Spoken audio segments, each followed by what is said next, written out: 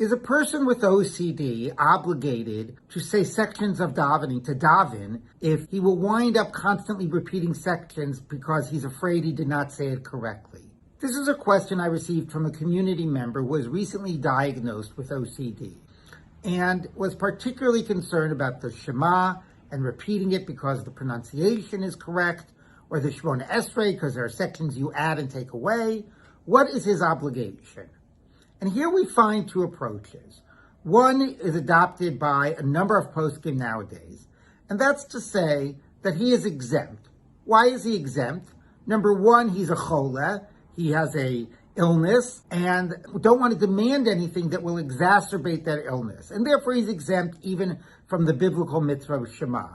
The second answer is even more interesting. It says we will make a short-term sacrifice for a long-term gain. Don't say it now so you can get the condition under control, and then for many, many years to come, you will say it properly. And more than that, if we demand that you say it properly now, you won't say it properly anyway, so what's the point? Now, these are totally legitimate approaches, and he would be exempt. But I spoke to a doctor friend of mine who deals extensively with OCD patients in the frum world, and he says that while the poskim say that such a person is exempt, from his medical perspective, he does not think that that is healthy. You are telling the person that they are different and that they sort of are outside of normal responsibilities, and that's not healthy for the person. What he recommends is finding a way that such a person can do a minimal amount to fulfill the obligation.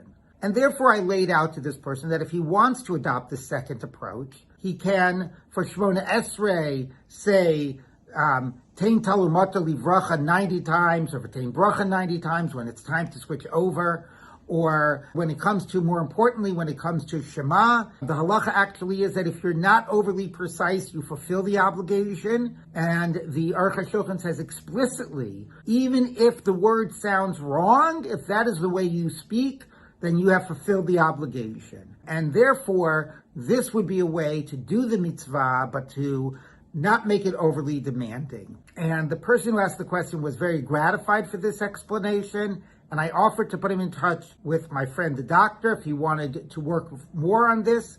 And it's important to know that both options are available, and somebody should pick the option that is right for them.